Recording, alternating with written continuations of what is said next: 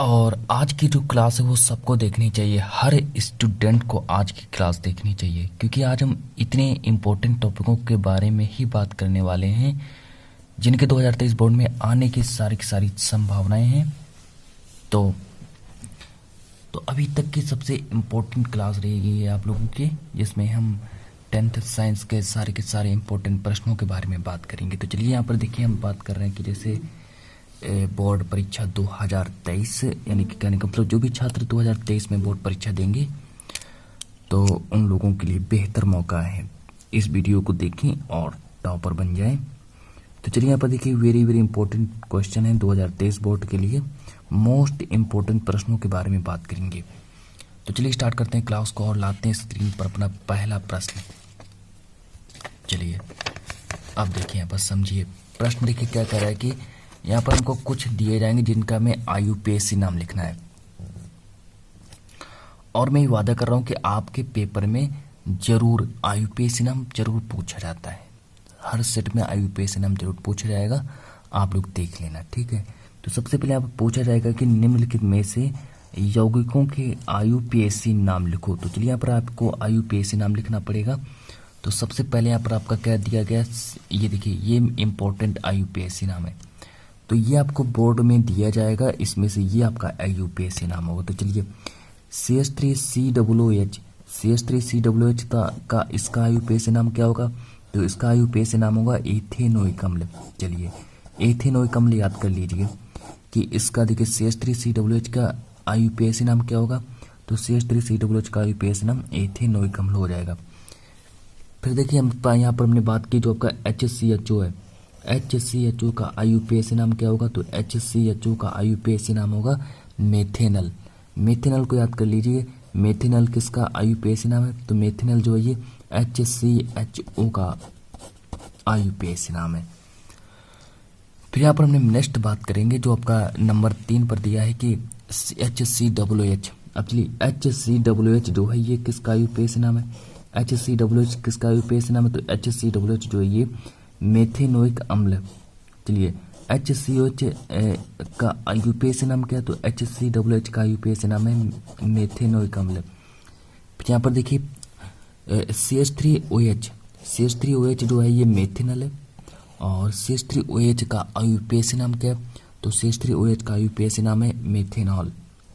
फिर देखिए यहाँ पर इसको समझिए, ये लिखा है CH3, फिर एक बॉन्ड दिया है, फिर दिया है देखिए CH, फिर दिया डबल बॉन्ड, फिर CH2। ये प्रोपीन इसको कहेंगे, इसको प्रोपीन कहेंगे, ठीक है। तरह तो आप लोग समझ ही लेंगे। और फिर यहाँ पर देखिए आपका फिर से एक इम्पोर्टेंट प्रश्न आने वाला है, पहले इसको देख लीजिए। इसका IUPAC नाम CH3 एक डैश लगा, फिर C, फिर 3 डैश लगे, फिर CH, फिर देखिए ये प्रोपाइन का IUPAC नाम हो गया। चलिए और आगे देख लेते हैं। प्रश्न नंबर 2 को देखिए, जो कि इम्पोर्टेंट प्रश्न है। प्रश्न नंबर 2 देखिए क्या कह रहा है कि जो प्रतिस्थापन अभिक्रिया पर हमको संक्षिप्त टिप्पणी लिखनी है। प्रश्न नंबर 2 कह रहा है कि जो प्रतिस्थापन अभिक्रिया है, मेरे कहने का मतलब जो प्रतिस्थापन अभिक्रिया पर संक्षिप्त टिप्पणी लिखो। प्रतिस्थापन अभिक्रिया पर संक्षिप्त टिप्पणी लिखो। आप चलिए यहाँ पर बात करते हैं जो प्रतिस्थापन अभिक्रिया किसे कहते हैं। यहाँ पर आप लोगों से पूछा जाएगा कि जो प्रतिस्थापन अभिक्रिया क्या है। बोर्ड में यह प्रश्न आपका से 4 अंक का पूछा जाएगा। तो वे अभिक्रियाएं जिनमें किसी कार्बनिक अणु के किसी एक या एक से अधिक परमाणु का किसी अन्य परमाणु या परमाणु समूह के द्वारा प्रतिस्थापन हो जाता है, तो उसको हम प्रतिस्थापन अभिक्रिया कहेंगे। समझ में आया होगा कि जितने भी वे अभिक्रिया, आप देखिए यहाँ पर हम आपको एक एग्जाम्पल, कहने का मतलब कि उदाहरण के तौर पर आपको समझाएंगे, और आप लोगों को यहाँ पर हम उदाहरण के तौर पर समझाएंगे। पहले आप लोग इतना प्रश्न और आंसर को पहले आप लोग कॉपी में नोट कर लीजिएगा। अब देखिए यहाँ पर क्या करें कि वे अभिक्रियाएं जिनमें किसी कार्बनिक अणु के किसी एक या एक से अधिक परमाणु का किसी अन्य परमाणु या परमाणु समूह के द्वारा प्रतिस्थापन हो जाता है, तो हम उसे प्रतिस्थापन अभिक्रियाएं कहेंगे। तो यहाँ पर और बात कर लेते हैं, एग्जाम्पल के तौर पर बात कर लेते हैं। देखिए मैंने अपनी मेथिन लिया और Cl2 लिया, मिथिल या Cl2 लिया। जब हमने इसको गर्म किया तो क्या हुआ कि CH3Cl और HCl हाइड्रोक्लोरिक अम्ल आपका बाहर निकल आया। फिर देखिए यहाँ पर बात करते हैं, और यहाँ पर हमने यहाँ पर देखिए अभी और भी महत्वपूर्ण प्रश्नों के बारे में बात करेंगे। अभी आपका जो ये प्रश्न है, अभी आपके महत्वपूर्ण प्रश्न समाप्त नहीं हुए। प्रतिस्थापन अभिक्रिया के बारे में हमने यहाँ पर बात की।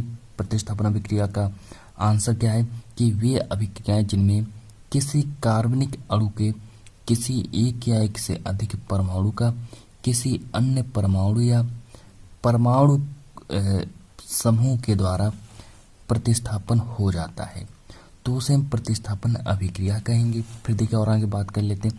CH4 प्लस मेथिन और क्लोरीन की अभिक्रिया कराई तो यहाँ पर हमको ये प्राप्त हुआ, CH3Cl प्लस HCl हमको प्राप्त हुआ। फिर देखिए हम पर हमने कुछ IUPAC नाम आपको लिखा है जो आपको याद कर लेने पड़ेंगे। IUPAC नाम भी आपको याद करना पड़ेगा, इतना आप लोगों को स्क्रीनशॉट ले लेना है। फिर देखिए इतना स्क्रीनशॉट ले लीजिए कि HCHO का IUPAC नाम क्या है, मेथेनल है। HCOOH का IUPAC नाम क्या है, मेथेनोइक अम्ल है। इतना याद कर लीजिए। फिर देखिए